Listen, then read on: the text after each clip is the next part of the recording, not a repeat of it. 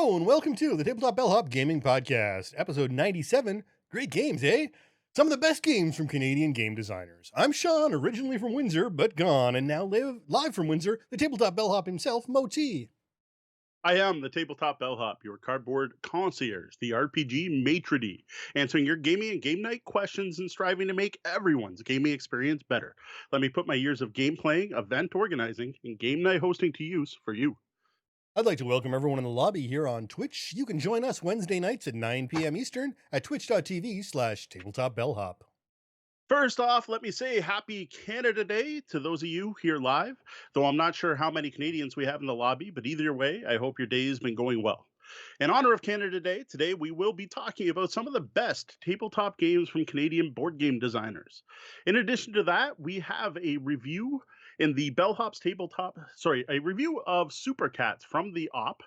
And when we get to our weekend review in the Bellhops tabletop, I've got our first plays of Talisman Super Villains Edition, a few rounds of The Mind, 2-player, some plays of Codenames Duet, both using the campaign mode as well as trying the team-based game, and a 5-player game of Super Cats, and our first play of Telestrations Upside Drawn.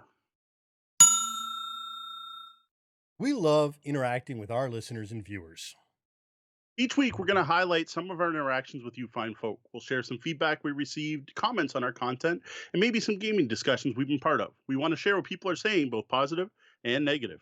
We appreciate your comments and suggestions, and if you'd like to let us know something about the show, send your feedback to mo@tabletopbellhop.com and or sean@tabletopbellhop.com. That's SEAN. You can also hit us up on social media, where I can be found everywhere as Tabletop Bellhop, one word. And I can be found as Dark Elf LX. Up first, a comment on our Shadow Kingdoms of Valeria preview from last week. Jan Pan comments, I'm colorblind, so nice to hear they gave a thought about us. Thanks, Jan. Great to see publishers taking this into account with their games. Luke Shira says a comment about our 200 free games released from publishers to keep you busy while stuck at home during the pandemic. Luke writes, that list is a bit daunting. Maybe you could recommend your top 5 for casual gamers and 5 for serious gamers, or a good sampler bundle that gives you a taste of different game styles. Well, thanks for the comment, Luke. I do agree. This list is rather daunting. There is a ton on there from different publishers and different games, covering all types of games and game types. To be honest, I haven't tried any of these myself. Doing a top 5 or whatever is probably a good podcast topic to do in the future. But personally, I haven't played any of these. So one of the problems is I got plenty of games on my personal pile of shame, or the pile of obligation, that I haven't had the need to print off anything to keep me busy. But I did go through the list quickly just to be able to give you an answer, Luke. I have heard Land, Air, and Sea is fantastic. I know people who have bought the physical copy. Seven Wonders Duel is really cool game, actually way better than the original Seven Wonders in my opinion. And I really like the fact you can play it solo. I think that's really cool. The Choose Your Own Adventure games have been well regarded. There's 2 of them in that bundle. All of the digital games, I gotta say, are good. Like every one I can see there. The Asmodee digital implementations of their board games are phenomenal. Like as good as, if not better, than some of their physical games. Plus, you can also play online, which is really great right now with the social distancing and not being able to get together with people. Solo rules for Carcassonne seems pretty cool to me. I've always been a huge fan of Carc. It'd be interesting to try that solo player. An older one, I don't know if Sean remembers this, but we used to play this at the Second Cup downtown, and it's Lord of the Fries from Cheap Ass Games. That used to be a ton of fun. Xenoshift Onslaught, that is a cooperative deck builder that is basically Starship Troopers with the numbers filed off. I really like that one. There's a lot of rules for helping out, like co-op, for passing cards to each other and building your deck just to help other people. So that one's really cool. Arcadia Quest, which is from one of the designers we'll be featuring later tonight, Eric Lang, is a great game. And that's another one you can now play the campaign solo. Codenames, I was just playing earlier today. The online version of this is perfect. Like they couldn't have done it better. So that's well worth playing. And you can just play with strangers. You can join in a game at any time. Keyforge is a card game, the one with the unique decks that is really neat. Sean and I used to play that. We haven't played it since we were at a con together. Deanna also enjoys it. That's a great game. And what they have here is some decks you can just print and play. And from what I understand, they're really well balanced decks. The standalone scenarios for Detective are supposed to be pretty good. Haven't tried them. I have heard really good stuff about the Stoneware Roll and Write. And finally, I know I'm not a huge Pandemic fan, but I know they are out there. And solo rules from Pandemic are going to let you play that very popular game by yourself.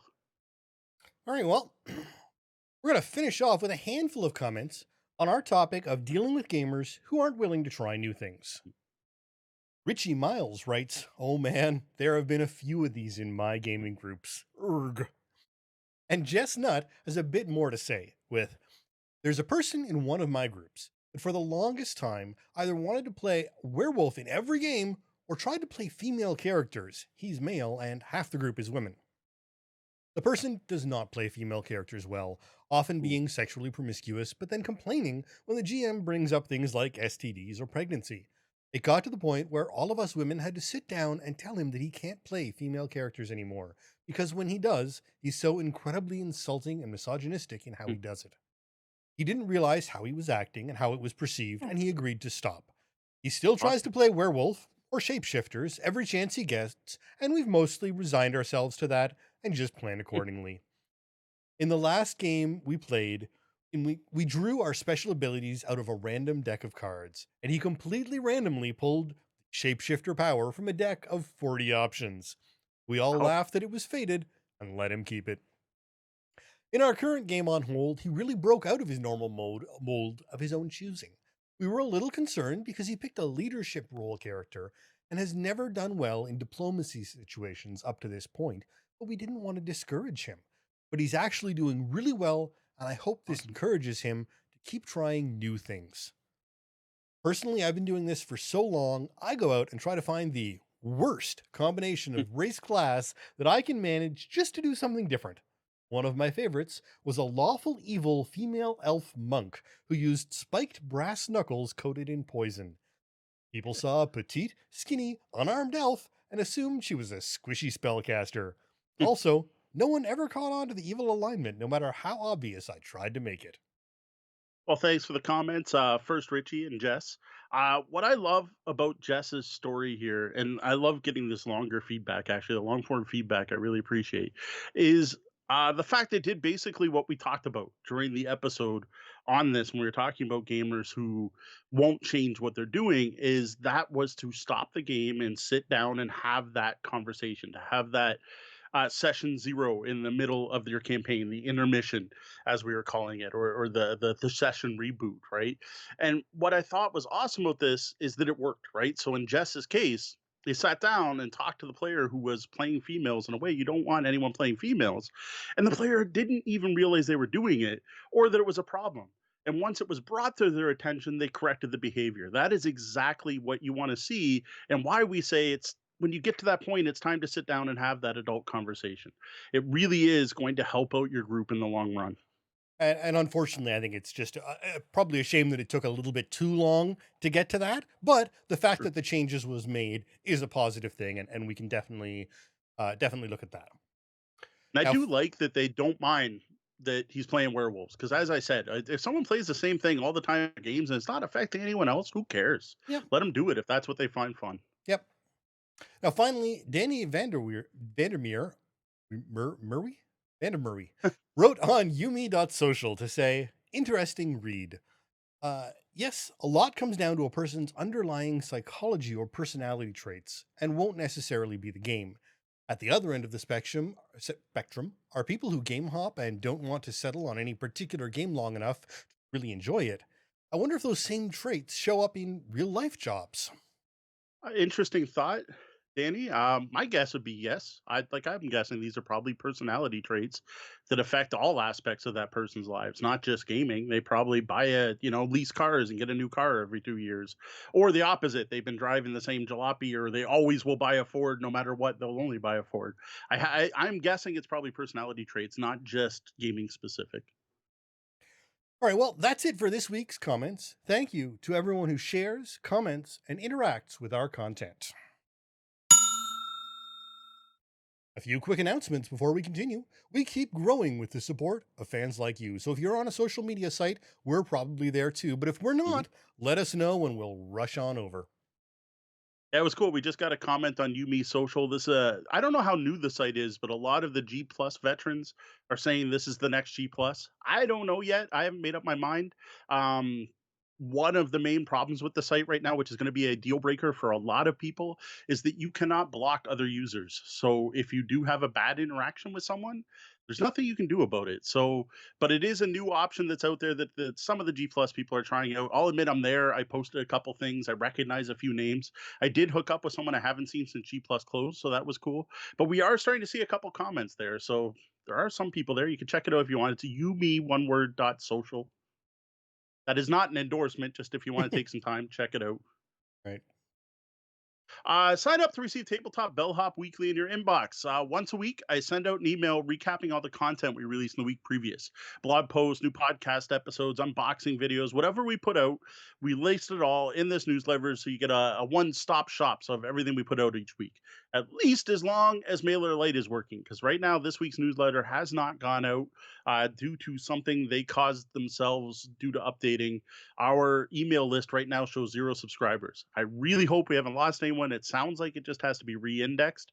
But if you were looking for an email today, a newsletter today, it obviously didn't show up. I'm hoping to get it out later tonight or tomorrow.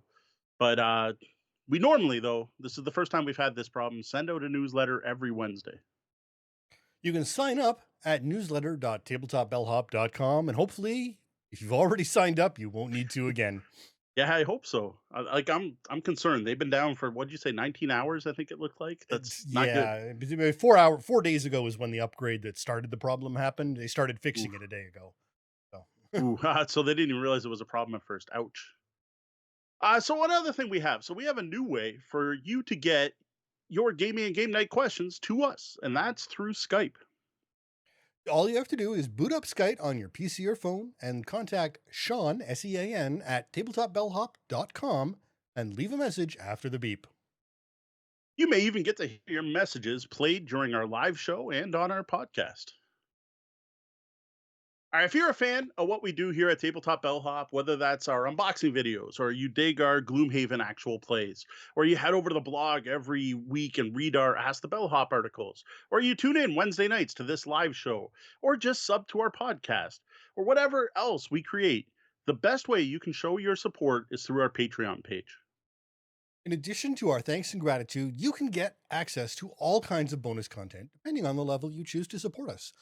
For only $2, you can get copies of our pre-production show notes, behind-the-scene blog posts, and access to our private Discord server. Other higher level rewards include things like our bonus audio from every one of our podcasts that includes our pre show banter, the mid episode coffee break, the Penthouse Suite after show, and any outtakes from the episode. Now, access to patron only polls can be unlocked where you can help us decide our episode topics. There's a chance to game with us once a month, and there's select concierge services like game night planning and game collection curation. Head over to patreon.com/tabletopbellhop and check out all we have to offer and say thanks by tipping the bellhop. We start Wednesday nights at 9 p.m. Eastern here on Twitch, and we love people who drop in and take part in the chat room, the lobby. If you're here live, remember to stick around as we continue the show after the double bell with more chat and some content that otherwise only our patrons get. So one of the things I got for tonight's after show is I've got a package here to open up.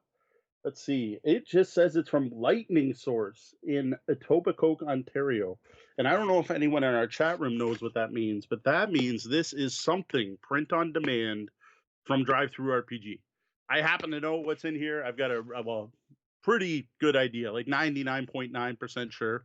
So I will be opening up this in the after show so you can see what we got, something that I'll be reviewing in the coming weeks. All right, what do we got going on in the lobby? So far, we've got our Canadians represent calling out for the Canada Day celebrations. And it's a little bit of talk. We've been trying to keep the free games list up to date, which is a moving target as publishers add and remove things on a monthly or shorter basis. Yeah, with it being the first of the month, there is a chance right now if you go over there, it might be out of date just because a lot of publishers had things scheduled until the end of June. And now that we're into July, they may have ended it. So that is something we actually plan to update by the end of the week, is our goal. Deanna was actually talking about updating it earlier in the week. I'm like, there's no point. We're going to update it. And then July 1st is going to hit. And we're going to have to go through it all again. So, for those of you who don't know what we're talking about, over on the webpage, right at the top, it says 200 free board games, or something like that, and 50 free RPGs. And what these are is things we found that publishers have put out to keep us busy while stuck at home due to COVID or the pandemic. Now, I realize some of you are no longer stuck at home, but some of us are.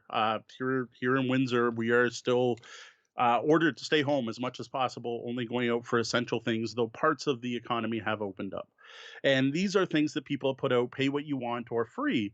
And these isn't like it's not a list of every free RPG on Drive Through RPG. That would be crazy. You can go to Drive Through RPG and click on free. These are games specifically released to help people out during COVID. So that's what these two lists are. And like I said, we need to go back through them. Yep. Now I see Ryan is looking forward to trying out the Court expansion to King Domino. So that's worth pointing out too. It's not just free games. Some of it is free expansions or free expansion content for existing games. But there are a number of like completely free games. Like we mentioned the Keyforge decks earlier. There are I'd say either 2 or 4 complete Keyforge decks. Now the print and play, you got to print them yourself. You probably want to sleeve them, but it lets you play Keyforge for free. Like, come on. Yeah, no, Not that it's normally an expensive game, but well, Xeno Shift. Like there I'm were thinking about times that when one. print and play would be tough. Would have been great because you couldn't buy a Keyforge deck for quite a Yeah, while. there was a time. Yes, there was a time. Pennywise is noting they love Arcadia Quest. That is a really neat game. We were just talking about it a couple days ago. I love the chibi miniatures. Like, I didn't think I'd like it. I'm like, in general, okay, Samurai Pizza Cat is a bad example because I'm going to talk about how I love that, and that's chibi. But in general, the whole giant head, the size of the rest, the Sanrio thing, I don't really care. And when I heard Arcadia Quest was going to have chibi minis, I'm like, yeah. But then I saw like the goblins and then the necromancers, the guy that looks like Tim Pine. I was just like, oh, these are amazing. And then the gameplay is just so unique because it's semi co-op, right? You have like up to 4 different teams of like fantasy teams sitting there and trying to battle, but also complete a mission at the same time. And then there's the campaign play where something at least carries over from the previous mission, though not a lot, is not as much as I'd like. Like I'd like if you level up your guys to stay leveled up. Instead, you get like some kinds of unlocks that'll matter for later missions. Really neat game. The problem with it though is that you need the same group to play it, or you play in one night and play for like 6 to 8 hours to do a full campaign. And not a lot of people have time to do that. But other than that, I love the game. Unfortunately, in my collection, it tends to gather dust because when things are normal, I play a lot of games at public play events where I'm often introducing new people to new games. And it's not the kind of thing where I'm going to spend the entire event just playing Arcadia Quest for one. And even more so, I'm not going to be able to bring it back the next week. Like, I'm not going to bring it one Friday and we play it. I'm not going to get the same people next Friday to be able to continue it. Yep. Other than that, we've got not too much going on. It is a holiday here in Canada, so Yeah. I'm sure a lot of our regulars are off doing family things and enjoying barbecues and events in a socially responsible and isolated manner. Hopefully. We did. I'll admit we did. We went over to my mother-in-law's for Canada Day, but that is part of our circle of 10 as what they're allowing here in Canada is you can pick 10 people that you don't have to social distance with, don't have to wear masks with, but like it's 10 only. Like so it can't be like I hang out with those 5, but those 5 also hang out with 5 others and they hang out like it's we only ever see each other. So it's the 5 of us in my immediate family, Deanna's mom and Deanna's sister. And that's it. That's our whole circle at this point. And we were over there playing some games, which you'll hear about when we get to our weekend review in the Bellhops tabletop segment.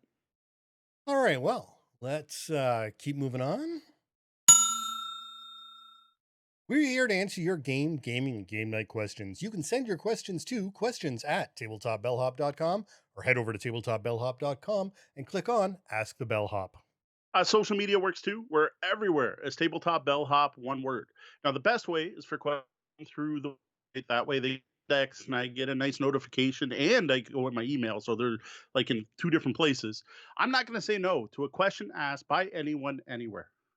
Since it's July 1st, Canada Day today, while we're recording, we thought it would be cool to highlight some of the best games from Canadian game designers. And we are so sorry. Note this list is based on game designers born in Canada, many of which may not live here anymore for some reason, which I'll never understand, and many of whose games are being published by US or other game companies. Now, I did consider doing a top list of games from Canadian publishers because there are a surprising number of them. There was way more than I would have thought, or perhaps even doing like top five Canadian publishers because there's enough. There could be a top five. But right now, we're just going to stick to Canadian designers. But if perhaps we can return to one of those other topics in the future. Yeah, absolutely. And we are not following CanCon rules, even though they have moved away from Canada. They're still Canadian in heart. I know, Brian Adams Yes, no longer counts as CanCon for music, even though he was born here. really. But I uh, don't. but yeah, If we were actually a Canadian radio show, we would have to do this regularly. that's We would true. have to have a certain percentage of Canadian games mentioned on our show. But Yep. we are not technically a radio broadcast. But Nope. tonight, it's all, at least in this segment of the show, all Canada all the time. All right. Well, if the other list of Canadian publishers, or top five publishing list, is something you're interested in us covering, drop us a note and let us know. Yeah, it's not something on our list, but if it's something people are interested in, we'll do it. I did most of the research for it basically by default already. All right, so game number one. We just talked about the designer of this one, Eric M. Lang, a couple weeks ago on our Black Games Matter episode. Due to the fact that we just featured one of Eric's games, then I'm going to pick a different game. At that time, I featured Chaos in the Old World, one of the most asymmetric games out there, and probably one of the reasons why I like asymmetric games so much. I'm going to go with Rising Sun this time. This is a fantasy feudal Japanese folk on a map game with some really cool stuff going on, including the ability to summon these giant monsters, a very cool tea ceremony system where every round players are going to be partnered up, and one of the most unique and rewarding combat systems I've ever encountered in a board game. Yeah, it's interesting. This actually brings back the concept of kami, which we were talking about for our Yes. katana game. It is this one's a little more beefy though. It is for 3 to 5 Yes. players, not just a 2-player card game. And it's got a pretty hefty weight of it. It's over a 3 Wow. on Board Game Geek. So it's a thinker for 3 to 5 players. That is Rising Sun. Up next, we have Junk Art. This is from the Bamboozle Brothers, two Canadians. That is Jay Cormier and Sen Foon Lim. This is by far my favorite stacking based dexterity game. Not dexterity game overall, stacking based dexterity game, because it's basically like getting a bunch of different games in one box. Because each session you sit down to play, you draw 3 random cards that actually determine which games you're playing in it. And sometimes you're building your own thing. Sometimes you're working together with teams, with other players. Sometimes it's cooperative. It might be timed, or you could be drafting pieces, or you might be handing pieces to your opponents. It's the variety of different versions of stack a bunch of weird wood blocks together that brings me back to this one over and over. Well, it's not my personal go-to choice for dexterity games. There are other ones that I would jump on first, but Yeah. you cannot deny that it is very well thought out and combines an assortment of mechanics and Mhm. and play that's just melded together so well. Mhm. And that is junk art. All right, on to our first role-playing game suggestion. We are going to have a mix of both role-playing games and board games tonight. Is Feng Shui or Feng Shui or however you want to pronounce it. I'm just going to go with Feng Shui, and yes, I know that's the Americanized pronunciation, by Robin D. Laws, famous Canadian designer. If you go to Toronto, well, not during COVID. If you go to Toronto on Yonge Street and go to the Panera, you're probably going to see Robin working on this game. I am a huge fan of Eastern Asian cinema, as well as some Western cinema inspired by it. Kung fu movies, wire fu, wuxia movies, and gun fu flicks, like pretty much anything but John Woo. I don't know why. I just love Eastern Asian cinema. Feng Shui takes all of these, like the gun fu, the kung fu, the historic dramas, and mashes them all together into a single world in Feng Shui. You play secret warriors battling through time to protect Feng Shui sites the world over. I love the first edition of this game, still to this day love that, and there is an updated second edition out there that was well funded through Kickstarter, which I admit I've got a copy. I'll admit I haven't read my copy of Feng Shui 2, but I do own it and back the Kickstarter happily. Yeah, this is one that I probably would have gotten to at a con this year had Yeah. pandemic not broken out. But unfortunately, that'll have to wait till con season resumes, and that is Feng Shui. Up next is Sagrada. This dice drafting game is from Adrian Adamescu and Daryl Andrews. I gotta admit, it's been a while since we talked about Sagrada. For a while there, it was like every episode we were talking about Sagrada. Despite that, I still really enjoy this game. In it, players are drafting colored dice to place onto a stained glass window pattern board. At the start of the game, everyone gets a unique pattern they're trying to build. Now, the trick is, pattern's going to need certain colors or numbers in certain spots, and you can't put a die next to another die with the same color or number, which makes it way more thinky than it looks. Yeah, no, I know a lot of people who really love this game, and I see pictures of it pop up regularly in people's, hey, this is what we were playing today or this week, pictures on Twitter. It's It's interesting to note. So Pennywise in on their has noted they are both colorblind. Notes that Sagrada is not colorblind friendly. I did not realize that. That is disappointing. Like, I wonder if they could put out special Sagrada dice so that the pips are symbols.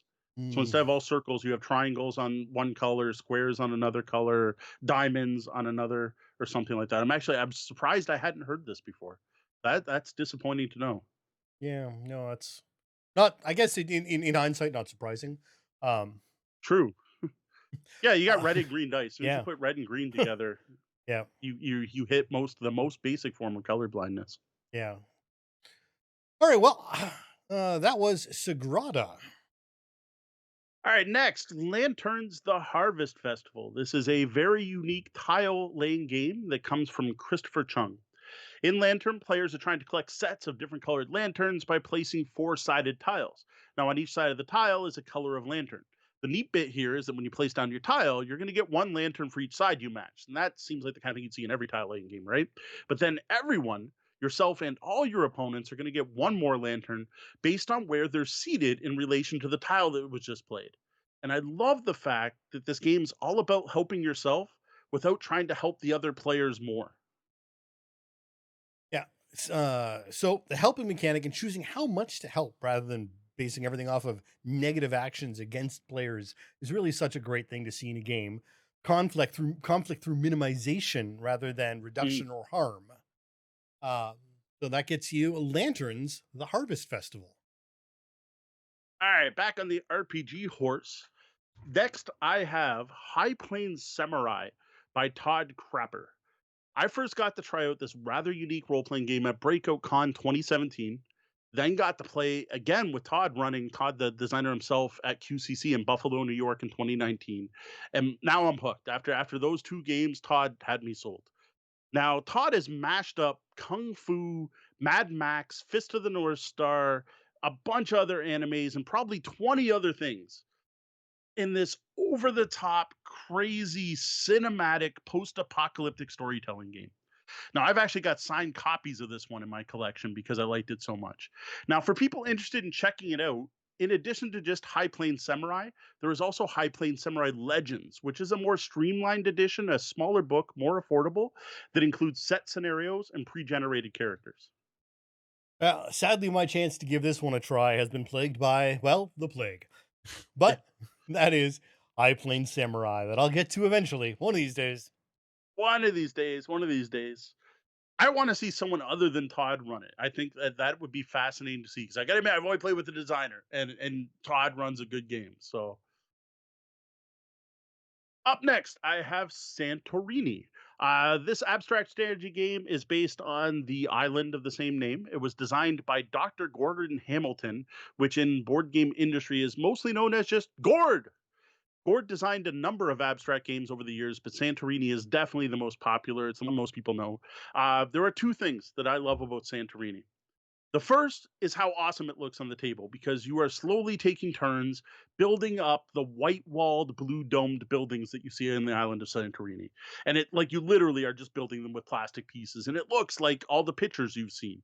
Any place you go to buy Euros, you've probably seen a picture of Santorini on the wall. And second is how quickly the game plays despite being very tactical.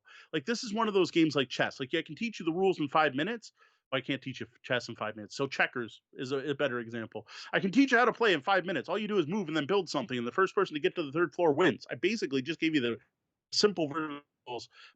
And once you play with someone where it clicks in, it gets so cutthroat and so thinky. This is a fantastic game. And then you throw in the God rules to give everyone special powers just to mix it up once you've already mastered the basic game. This is one that anyone who likes abstract games should seek out and find. Yeah, and I think this is probably one that surprises a lot of people as being Canadian or even Yeah. North American, as it has a real Euro vibe. Though I'm sure many would probably argue that a game that looks that good on the table can't be a Euro. Yeah, true. So that It was, definitely is. It's a I yep, your our abstracts Euro. I don't even know. Like, they don't really fit. They're not thematic, so I guess they're not Ameritrash. yeah, Like, to me, it's, that's the third category. It's like you have an yeah. Ameritrash, you have a Euro, and then you have abstracts because abstracts are just something different. Well, that was Santorini. All right, this one's a surprise of mine. 1812, The Invasion of Canada, which I guess I should have figured as Canada name. This is by Jeff Stahl and Bo Beckett. I actually had no clue until doing the research for this topic that this game was, at least in part, one of the two designers is Canadian. I am happy to see it though, because I really dig this game from Academy Games. This is from their Birth of America series of games. This is a not too light, lighter, card driven, cube based war game that is extremely approachable. And this is the game that I recommend, this or any game in the series, really. It doesn't have to be 1812. Personally, I like 1812 also because the region I live in was a big part of the War of 1812, and cities that I've been to and forts I have walked through are on the map and part of the game. So it's a historically relevant game for what it is for our area. Like, if you know someone who's like, "Oh, I love Euros, or I love Catan, but I kinda wanna try a war game." Like, Hex Encounters and all that, this is to me, the gateway war game. This is one of the best ways to dip your feet into what wargaming can be, without having to go whole hog and look at a giant binder like Advanced Squad Leader. It's also one of the best team games I've played. They did a brilliant job because it's actually an lopsided T game with 3 players on one side and five and two on the other, 5 total. And I honestly think the game really shines at 5 players. You can play it 2, 3, but 5 players, you really get to see it. Well, I wonder, do you have one last giant battle after truce is declared? It would be a historically accurate way to finish out game turns. Uh, No, you do not actually. That's not in there. But truce uh, does get called. That is one of the way the game ends is all the players on one side have played their truce card. And then it's whoever owns the most cities wins. for anyone not a history buff, after the truce was declared, a massive battle occurred because no one told the folks uh, at the Battle of New Orleans that there was already a truce declared. But that was 1812, the invasion of Canada. All right, next back into the story games is Diaspora. This is a role playing game from Brad Murray of VSCA Productions. The story behind this one is why I bought it. Is you had a group of gamers who love hard sci-fi, right? So, like, we're thinking starships and spacemen, but we're thinking Larry Niven versus, say, George Lucas, right?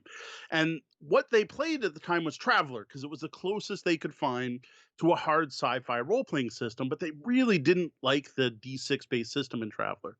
Then they discovered Fate, and this game came out early in the Fate history, like Spirit of the Century old Fate, and immediately went to work converting the current Traveller game to this new system of Fate. And then a couple years later, they released it, and Diaspora is the end result. So it is Traveller redone in the Fate system. Yeah, I really need to get more Fate games under my belt because I get the concept and it makes sense and I understand it. I even have my Fate dice over here. But I just, because I haven't played a lot of them, I struggle to picture when they're discussing the Hmm. resolution and the method of playing a Fate game. But I am definitely interested in the Diaspora one specifically because I am a hard sci-fi Yeah, you lover. are definitely a fan. So I'll admit I'm definitely more on the George Lucas side of things. Give me no, my no, laser guns and absolutely, starships, yeah, yeah, but I love Traveler, so it was that's why I went to it. And I totally agree, 100%. If it was not for playing Iron Edda under Tracy, I would not grok Fate. I yeah. could not get my head around how things worked, how created advantage worked, and how the aspects in play worked, and how having a business card on the table that said fire meant my character was on. Like it just did not work, Yeah. and it took sitting down and actually playing for it to make some sense. And I will admit, at this point, still some sense. I'm still scared to death to try to run a Fate game on my own. Yeah, I'll no. play one, but I don't think I want to run one, especially not with my regular group of old school traditional D&D Warhammer players. I just can't see it going off well. Yeah, no, it's definitely something that you need to step into. And again, same thing. I did Ironetta with Tracy, and it was a great experience, but it was just an experience. It wasn't a learning experience. It was a con game. So Yeah. I would love to get some more Fate XP under my belt. See, I But think you played the second game I played with Tracy, where the first game before he started, I actually had him break down Fate for me. right, I was like, "Wait a minute, okay, look, I haven't played Fate, but I've read it, and how does this work? Like, okay, I get this," and I had him actually draw some aspects out in that, and I don't think you were in that game, so that's probably what you missed that I got. and that was Diaspora and a discussion of Fate in general. Yes, hey, it happens. Yep. This is why we have a show. We have banter. We talk back and forth. It's not just a list. All right, up next, Catacombs from Aaron West. This is another one I didn't know off the top of my head was Canadian. When doing the research, as soon as I saw it, I'm like, of course that's Canadian, because I have seen Aaron at every Canadian con I have ever been to, which isn't a lot, but also every Canadian con I've ever seen advertised. If there is a con in Ontario, Aaron is there showing off Catacombs. Catacombs is a very unique game. It is a dungeon crawl, like a full on dungeon crawl, like think Descent or possibly even Gloomhaven. But instead of using dice or card driven, it's a flicking based dexterity game, like think Pitch Car or Crokinole. Like one player does the flicking for the bad guys, and all the other players control their own hero. You flick to move your character. If you're an archer, you have arrows and you put your arrow on the board and you flick it, and the mage has a fireball and you put the fireball down and you flick it, and the summoner summons snakes by flicking them. Like you flick and move everything. This is so neat. And there is leveling up and there is improving your characters. It has all the stuff you'd expect in a dungeon crawl, but the main mechanic, once you're sitting down and actually playing out a level, is flicking your characters. Now, the one thing you do have to watch out for with Catacombs is they have gone through a large number of iterations and additions, and it's confusing. And each has, as far as I can tell, improved on the last. And I'll admit I'm a little jealous because I had the first edition, first Kickstarter edition, and I don't want to say too much bad about Aaron, but compared to what's out now, man, that game looks terrible because it was all hand drawn art. There was no color. It was black and white, and you just had stickers put on wooden discs, and the wooden discs weren't rounded. Like it looked like it looked like something he made in his basement because it was something he made in his basement. And nowadays, you look at Catacombs, it looks so shiny, and I'm slightly jealous. What I probably should do is just bite the bullet and pick up one of the new editions. So, speaking of which, the latest edition that I could find is Catacombs Conquest. And what it is supposedly a newer, lighter introductory version of the game to get you into the world of Catacombs.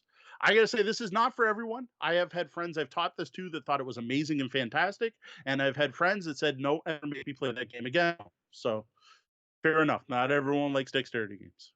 No, absolutely. And it's a mixed bag. There are actually 4 Catacombs games currently up on their store right now. So there's Catacombs, the 3rd edition, which I think that's is the the core set, newest right? version. Well, they're all core games technically. So Okay. Catacombs third edition is the core of what you got as the first Kickstarter. And then there's Catacombs Conquest, Catacombs in Castles, and Catacombs Cubes, and they also have expansions on top of that. But those 4 Cubes, 3rd edition, Conquest, and Castles are all considered core games. Okay. So From what I understand, they are compatible in some way too. I didn't dig into it, but yeah, there's like I think they can all add on to each other because Catacombs and Castles does a siege. yeah. It's one player's inside the castle, someone's outside. But because that one I saw at Breakout because Adam was there. Well, and that was the Aaron. Dexterity Dungeon Crawl Catacombs. All right, this one makes sense to be Canadian, and this is the heavy euro of my list. This is Quebec from Philippe Bedouin and Pierre Poisson-Maquis. Quebec, the game, is an abstract strategy euro with quite a bit of weight. It's not the heaviest game, but it's definitely the heaviest game on the list today. Actually, to be honest, I'm not sure when you told me how high the Rising Sun was. I don't think of Rising Sun as heavy. There are a lot of rules, so this might not be as high as Rising Sun, but it's up there. Rising Sun is on BGG anyway, above Quebec. Yeah, so sorry, it's not the highest on the list. Personally, I think this is heavier than Rising Sun. I found Rising Sun much more approachable. But anyway, doesn't matter. Now, this I personally think is a hidden gem. No one talks about this game, and I don't know why. It's put out by one of the bigger publishers, Mayfair, or one of those. I can't remember right now. One of the big Euro publishers. Nice big box, wooden cubes, lots of cardboard, um, lots of chits. The theme is there, pasted on as much as any of these. You're the head of a family working to build the walled city of Quebec. You're going to start off with round one buildings, and you're going to build different zones. And of course, in this version of Quebec, everything's round because, like I said, it's an abstract. It is definitely a euro. You are building the walled city of Quebec. Now, the neat thing is, along with the whole city building and resource management and building an engine, there's this neat thing where there's area majorities in the corner of the board that represent the zones of influence. So you have religion, politics, commerce, and culture, the things that help build Quebec. And what happens here is you do there's a cask system where the player who wins the majority in one spot gets to take half of their cubes and then cascade them into the next spot. And then if they win that one too, they can take half their cubes again and cascade them to the next spot. It's a neat thing I've not seen in another game. If you are into medium heavy euros and haven't tried Quebec, I do strongly recommend checking this one out. Like no one seems to have talked about this game. I love it. It's great for that meaty euro feel. All right, well, that was Quebec, and it's not that much below the other one, but it is. I think it's like a 3-2 to a 2-8 or something like that. So There you go. it's within it's sort of within that fudge That factor. medium heavy, right? Yeah, Yeah. yeah. It's they're both above the 2-5, right? So they're both above the halfway mark on the Yep. weight schedule. So that was Which Quebec, for us the one we go with a 2-5 is Race for the Galaxy. right? That's what we at least it was last time we looked. Race for the Galaxy was to me the penultimate 2-5 on Board Game Geek. So it's more complex than Race for the Galaxy, but supposedly lighter. It's so different than Rising Sun. The weight is I don't know. such a yeah. Weights are so subjective. Anyway, enough about that. I dig Quebec. I think Quebec's heavier, and harder to learn and harder to win than Rising Sun. Up next, we got an older RPG, way older. This is from a Canadian publishing company, DreamPod 9. They made a number of licensed games back in the day, a lot of them anime inspired. But the game I liked best from them was actually Heavy Gear. This was designed by Philippe Boulle, Jean Carrière, Elie Charest, Jean Marcel, Guy Francois Vella, Marc Veneza. Heavy Gear was I'm going to say it, a ripoff of BattleTech. It was them trying to do something different from BattleTech, but what they were trying for was something you saw in Japanese anime, which was fast moving, quick, lots of action. So they were aiming for a fast and furious mecha battle system versus BattleTech, which is a slog. It's a slow, big, heavy mechs trundling through the woods, firing off lots of missiles and guns. Whereas these were smaller mechs, more mobile, longer ranged weapons, a lot more based on grabbing cover. The mechs actually have wheels on their feet so they could spin around corners. If you've ever seen like La Lucha the Rebellion, which is probably the perfect example of the mech style from Heavy Gear, that's an anime that's popular for some people. did a neat dice pool system called the Silhouette system, which at the time was groundbreaking to me. It was very different than your standard roll high, roll low on a d20 or your percentile systems. It was about rolling sets of dice and then making pairs. Well, not pairs, but sets. Like I roll 6 dice and I pick two to be my effort, and I pick another one to be the effect. It did some really neat stuff. It's dated, it's old, it's not something I'm currently playing, or probably I'm never going to play again, but I still wanted to give it a shout out because I think it did a really cool stuff for the mecha industry and the mecha field. Like they even went on that the people who made the Mech Warrior video games, when they lost the BattleTech license, put out a heavy gear video game that used a lot of the same controls as the Mech Warrior series. And I actually own that too. And it was neat because your mechs were so much quicker. It was just faster battles. So yeah, it's an interesting history behind the whole DreamPod 9. They were actually formed in order to publish the Protoculture Addicts magazine in North Magazine, yeah, America, and then partnered with Activision to put out the Heavy Gear game yeah. that turned into the role playing game. Even though they'd Oh, already been so the developing. the video Yeah, game, the video game became Activation before came the role first. playing game, but they had been working on some card based Heavy Gear games sort of Okay, previously. But the RPG is actually a direct uh, child of the Heavy Gear. all right, They partnered fair. with Activision for that game. So that was Heavy Gear from DreamPod 9. All right. Next up, we've got some more area majority scoring, like we had in Quebec, and that is in New York, 1901. From Chenet La Salle. I may be pronouncing that one off. Not that my French is ever good. I do apologize for my French accents. I'm better at the French than I am at names like Valade de Chevatel. Um, when this game came out, New York 1901, and I don't know why. Like I don't know where this came from, but when New York 1901 from Blue Ridge Games was announced, everyone was shouting this was going to be the next Ticket to Ride. This is going to be the next game that everyone's talking about for years. And I'm sad to report it never just took off. So I personally would rather play this because it's a game about building skyscrapers in New York. I that as a slightly neater theme, and there's a little bit more to the mechanics than just rummy, which is a lot of what Ticket to Ride is. Um, I do see why people compare them. Why they say this is like Ticket to Ride because they use a very similar card drafting mechanic where you're grabbing colored cards, and then by having a set of colored cards you can put up a building. But that's pretty much where the similarities end. This one's really solid. Like it's a good gateway game. It's probably not going to keep your heavy gamers interested all that often, but it's a good one to have in your collection for the people that when they show up go, hey, I want to play Ticket to Ride. You're like, you know what? How about we try 1901 instead? In my opinion. Yeah, it's a shame. I think a lot of people expected this to be more than what it was, which has led to its current place on Board Game Geek. And it you read through the ratings on it, and really the feeling you get is people were rushing out to buy this game Yeah. and not getting what they expected.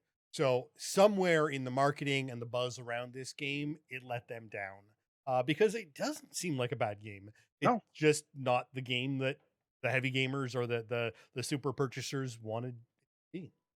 Yeah. Listen, I don't know. I'll admit I don't love it, but I like it as a gateway game. I like it as something to introduce people to the hobby, and it's one I will strongly recommend it if someone's like, hey, I'd like to play Ticket to Ride. I am not a big fan of Ticket to Ride. I would push this as an alternative. Yep. So that was New York 1901. All right, I like to try to include these on our list because I am not a huge war game fan, but I know we do have war game fans listeners, and I like to try to represent different areas of the hobby. And I know I've mentioned this one before because there are certain war games I do dig. 1812, which we mentioned earlier, is one, but the going heavier, significantly heavier, is Hammer of the Scots by Tom Dagelich with Jerry Taylor. This is the Scots versus the British in the time of William Wallace. You are literally playing out the movie Braveheart, though I'm sure this is probably more historically accurate. This is a multiple award winning zone based war game. So that means you have zones you don't have to follow roads and you're not on hexes.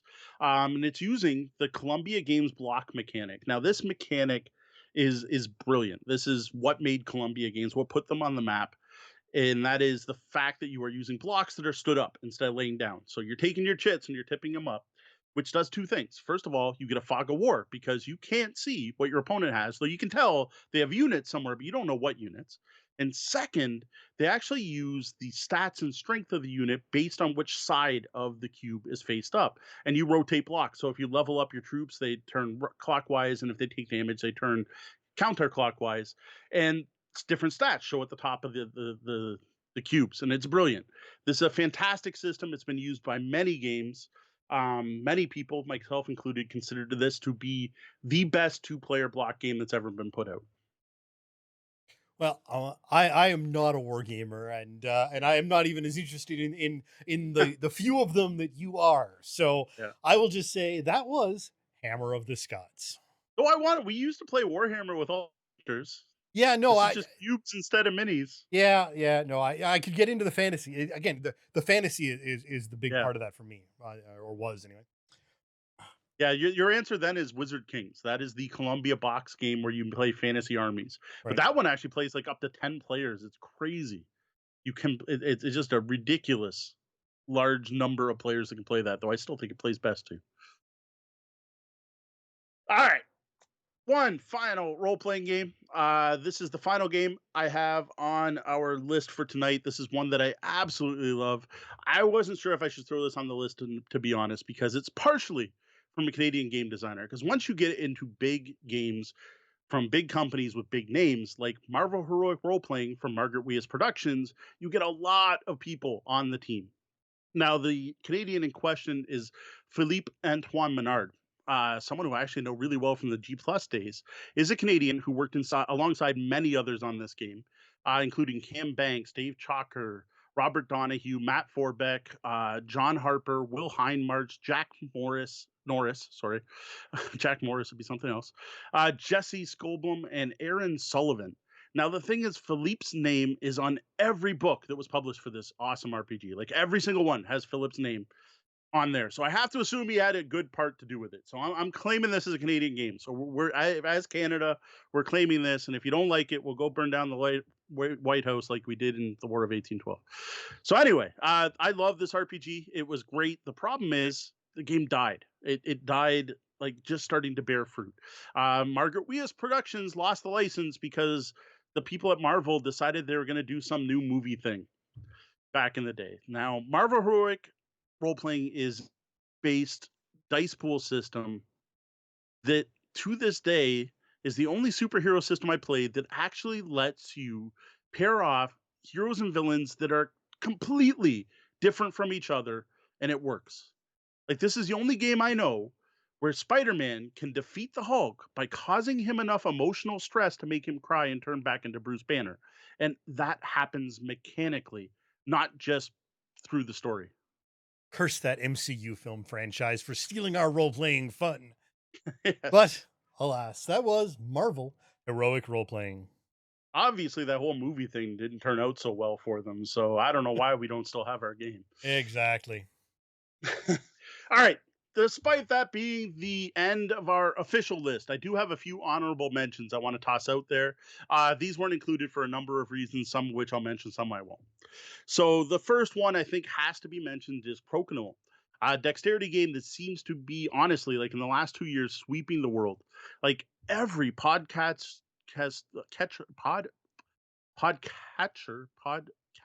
damn, can't say podcaster. Almost every podcaster I listen to, including people as far down south as Texas, are suddenly buying up Crokinole boards and playing Crokinole and going together cons. And there was supposed to be an Origins Crokinole tournament. Now, I tried to do some look into this to find out who the designer was. It seems to be uncredited, though everywhere does seem to accept that it is a Canadian invention. So,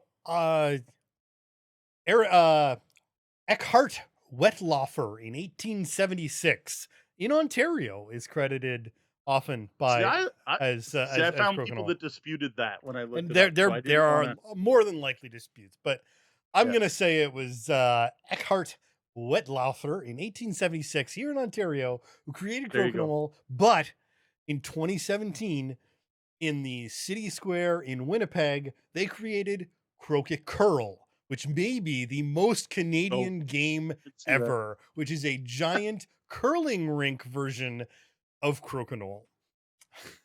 Yeah, that is definitely Canadian. Like, we gotta add a way to snap our necks while we're playing Crokinole.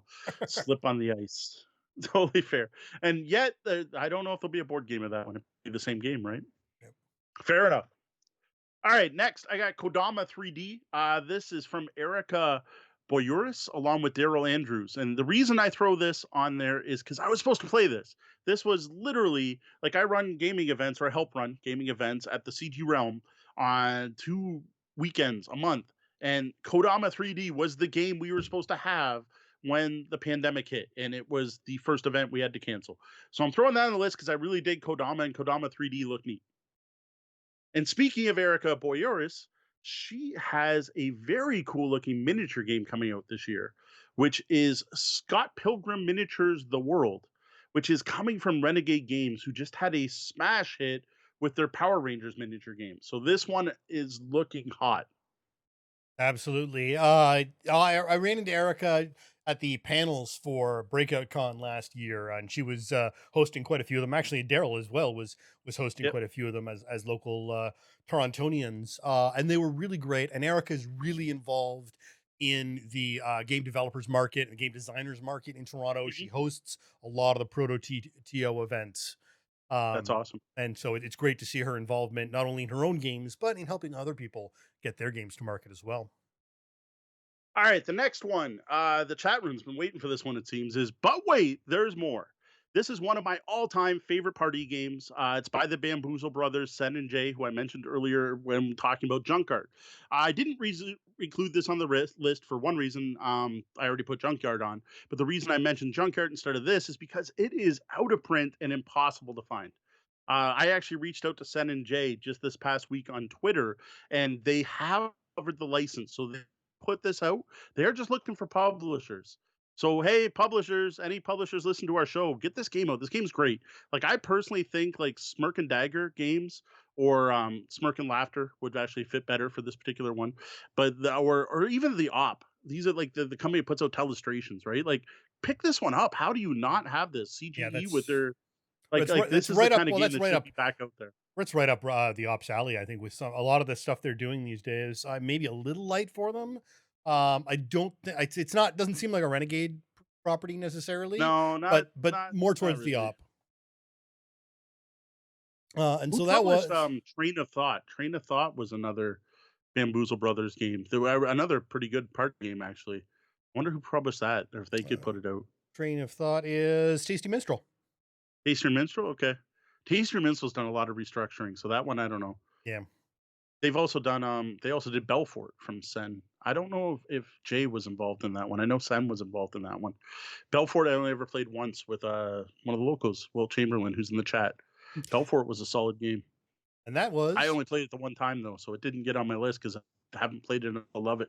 And I do love Junkard, so and that was. all right. But wait, there's more. Yes, but wait, there's more. There is one more.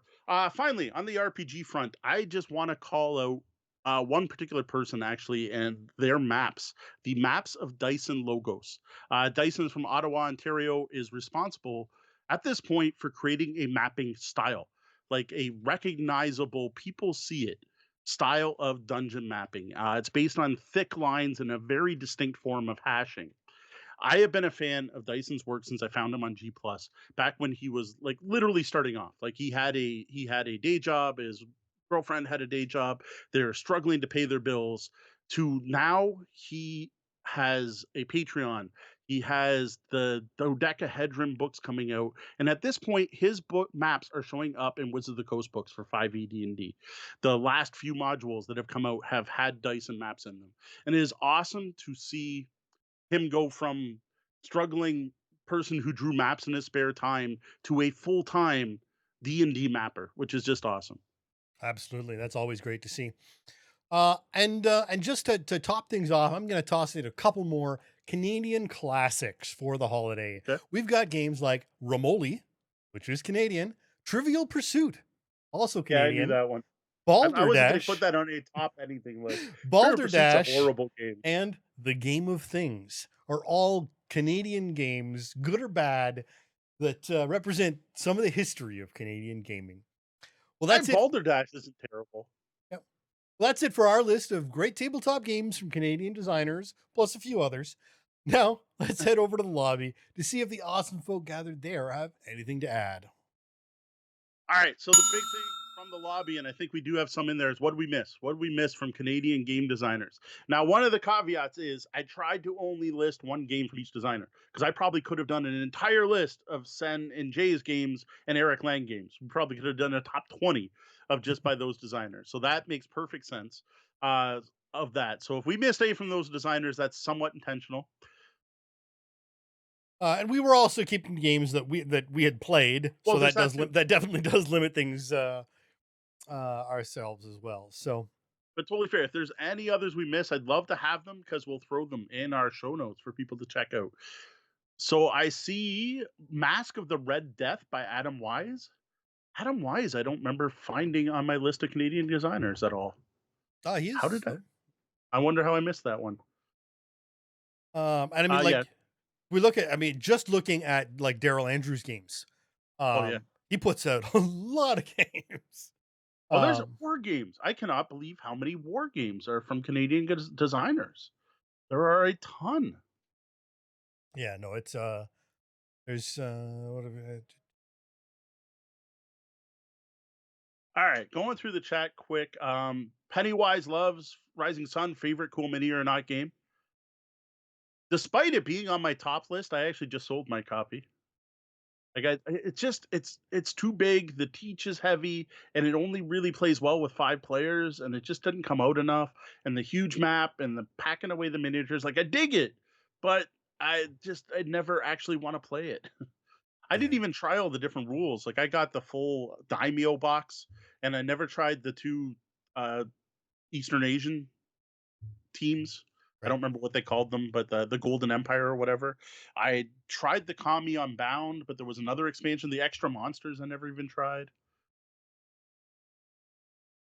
So Pennywise does note that Sagrada with symbols instead of pips would work. So blue and purple is also a problem. Yep. No, So there's an Pennywise, Ryan in the chat room is actually legally blind.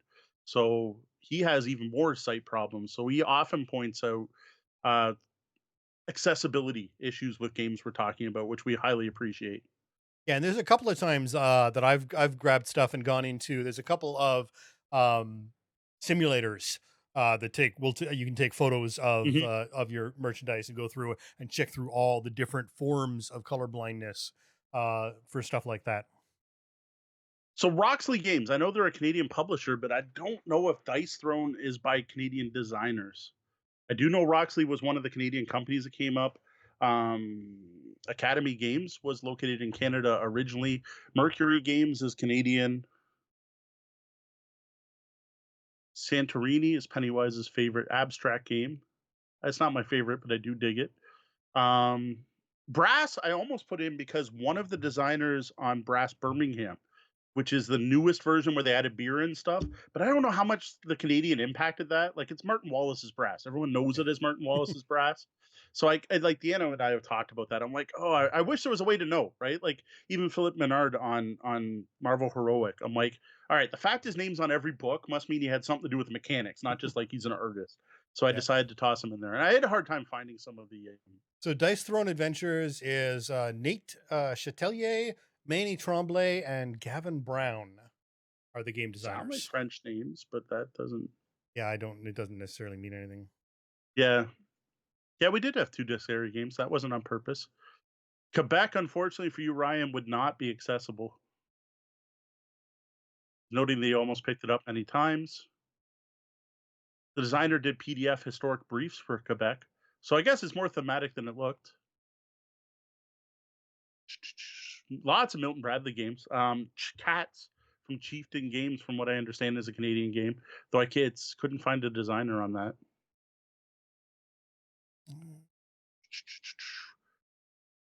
But wait, there's more. We did mention Yeah, I'm just looking, Crokinole was the number trying to one figure out where dexterity Manny on Tremblay is from, but it doesn't say. Gotta the follow top him. 8 debate. So now that we're in Beyond Balderdash is better. See, I don't know if I played that. I remember playing the original Balderdash. Yeah, I've never played Beyond Balderdash.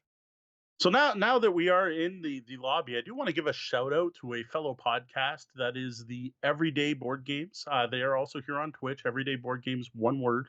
I say that a lot. I checked out the show during the virtual gaming con and really enjoyed it.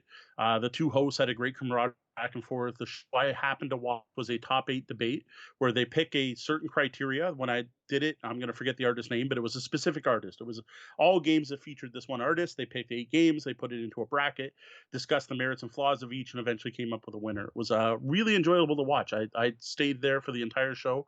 I was just going to check in, and I'm like, nope, I got hooked. So I stayed around. So that was pretty cool. Vincent Durtrait was the artist that they featured. And Gavin Brown, who's another one of the Dice Throne Adventures person, featured on Brass Birmingham, Super Motherload, Jab Real Yeah, Time that was the one that Boxing. was on. Yeah, that was the one that he's was on actually Brass Birmingham. he's actually got. I'm not sure what his branding portfolio is because he's got Brass Lancashire and Birmingham down there, Yeah, so he might be an artist too, or and something. Santorini. But he's in Calgary. But he's definitely Canadian. So Gavin Brown is definitely Canadian. There you go. Fair enough. Super Motherload, I haven't tried. I've heard it's Dig Dug, the board game, and pretty good, but I have not gotten to try it. Jamie did not like Sagrada, really. I actually really like Sagrada. It's up there with Azul for me. I know a ton of people who just love it. So yeah, I like that one a lot. Hey, no problem. Thank you for joining us, Daniel. And then whoever Nate Chatelier is just Dice Throne. he's got all the Dice Throne stuff here, but that's all he seems to have done. For Canadian designers, wow, there is a list on Board Game Geek. I'll try to find it again and I'll throw it in the show notes. That is all RPG board game people by province. And it's designers, artists, developers. Like, it is a massive list. And that's what I used to make the list today. But I'll admit I gave up partway through. Like, there were just so many. And to be honest, I'm on the list, which is like, wow, they found me. They must be thorough. Yep. Because I have designed a couple free RPGs and that's it. So that was pretty cool that I'm like, man, my name's on the list. I didn't feature my games. I wasn't that self-serving. I don't think they're good enough to belong on this list anyway. All right, I think we're good to move on. I think that's it for the chat room right now. Thank you all for interacting. That's it for our main topic tonight. You can find lots of gaming topics and advice like this over on the blog at tabletopbellhop.com. Just click on Gaming Advice at the top of the page. Finally, if you got a game or game night question for us, head over to the website and click on Ask the Bellhop, or email me directly at questions@tabletopbellhop.com. Up next, a look at Super Cats from the Op. Super Cats was designed by a ridiculously big number of big name game designers. These names include Antoine Bauza, Corentin Lebrat, Ludovic Montblanc, Nicolas Uri, and Theo Riviere. It features artwork from Xavier Guenefi Durin. Now, here in North America, it was published by The Op. Super Cats plays 3 to 6 players, and a game takes well under 15 minutes. No prototype this week. That means the best way to see what you get with a shiny new copy of Super Cats is to watch our unboxing video that went live Monday on YouTube. Now, I do have to admit, there's not a lot to see in this one. It's cards and more cards. It's just a bunch of cards. Cards with cats and cards that make up a giant robo-dog. And then a couple reference cards. Now, I will say, the cats are pretty damn cute, and their superhero versions are pretty cool. So the art, I definitely give a thumbs up. And you can even see some of the art of some of the cat decks and watch Mo fully assemble the super dog thing live in the unboxing. As well, I flash up some Samurai Pizza Cats so you know what the heck we're talking about. Yes, totally true.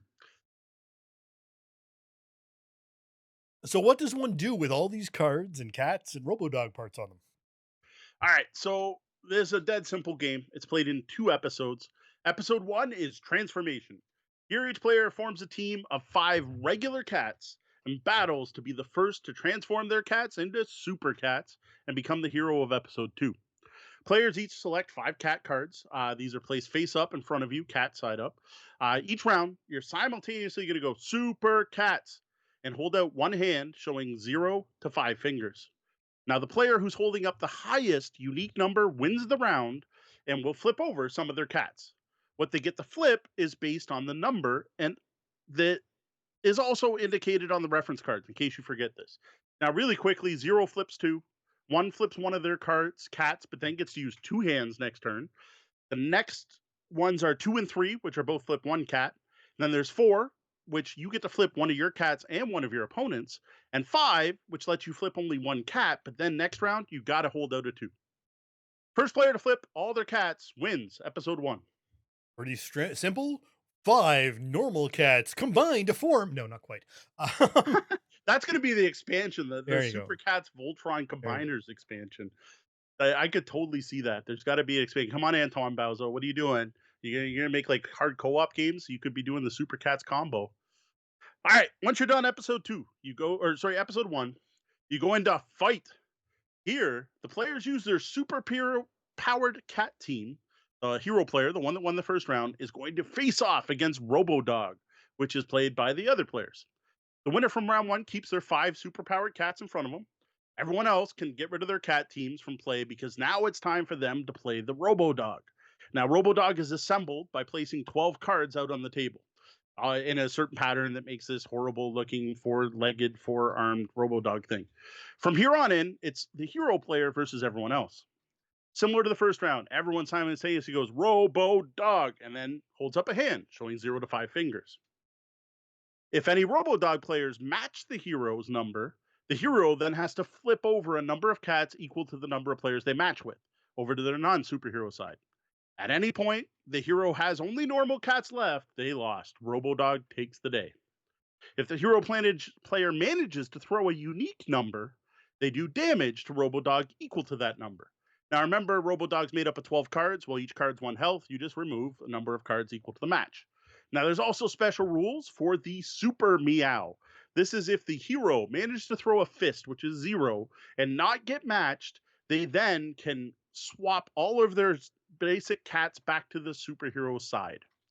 Episode 2 continues until the hero's defeated or the Robo-Dog's defeated, with victory going to the opposite side.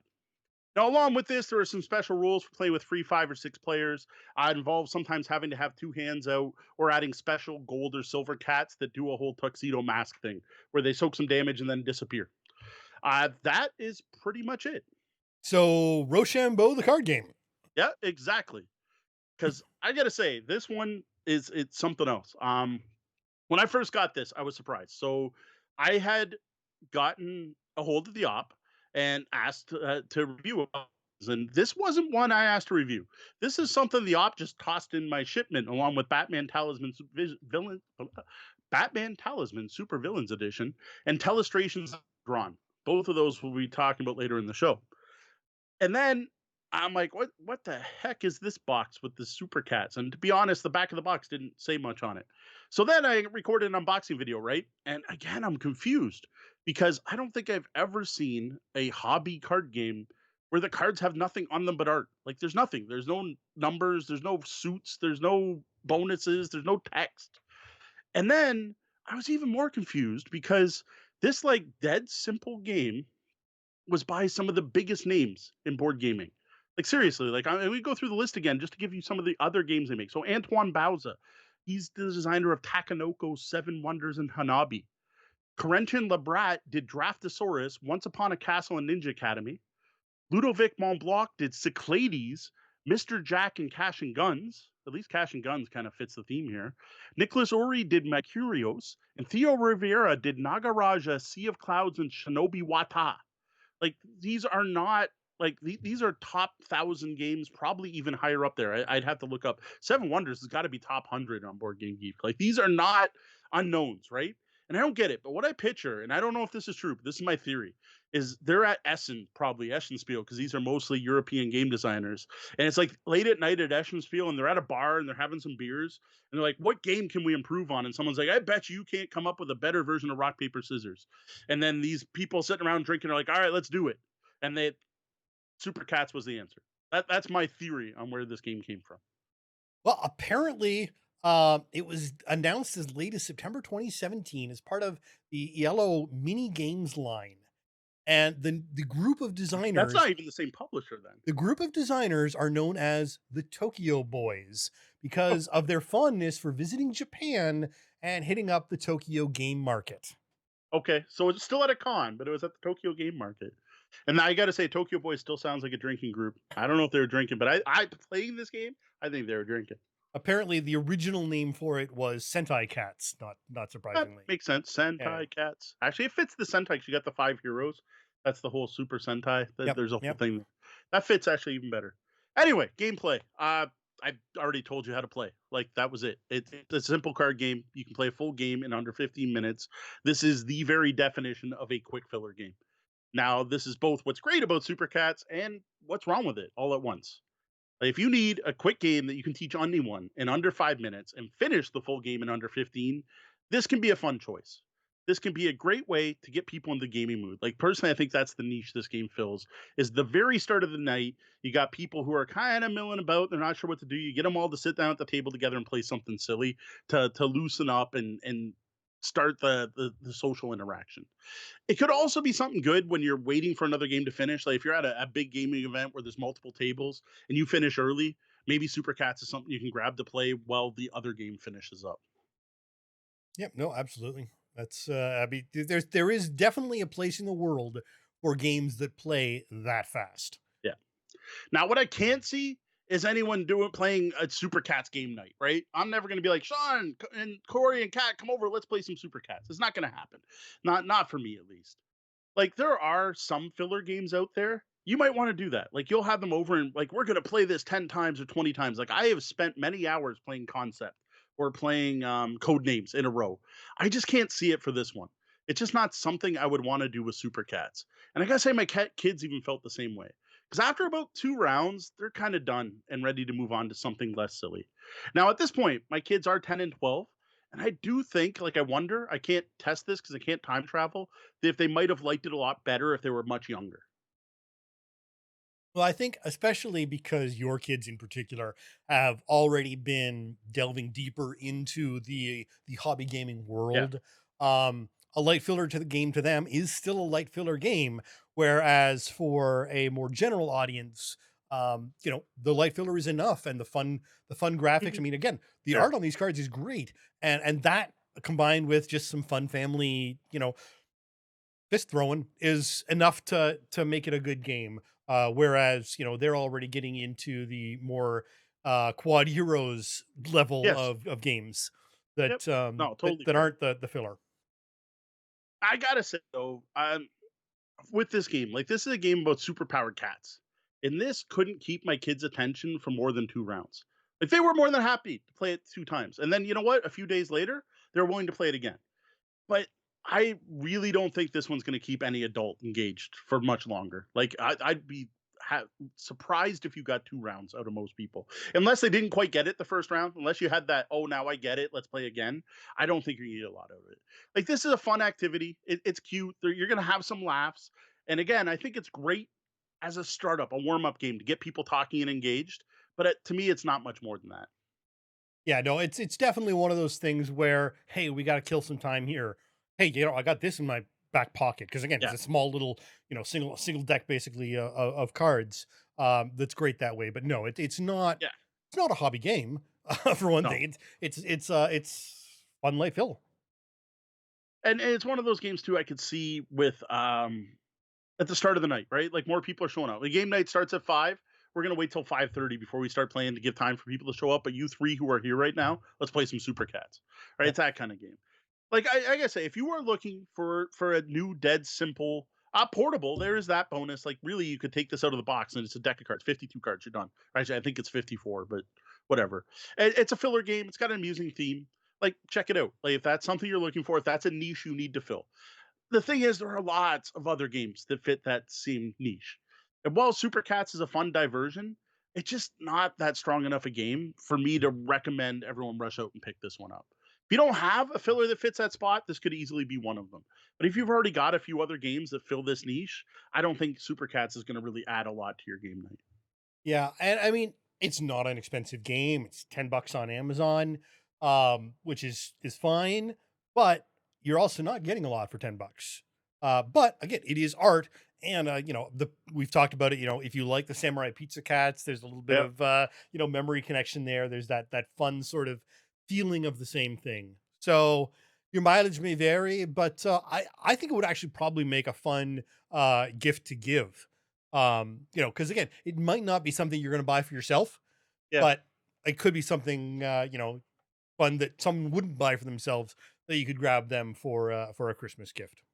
I will admit my mother-in-law really enjoyed it. She thought it was a lot of fun. So, there is definitely a market out there that's gonna enjoy this game. Absolutely. All right. Well, for a more in-depth look at Super Cats, you can head over to tabletopbellhop.com and click on reviews.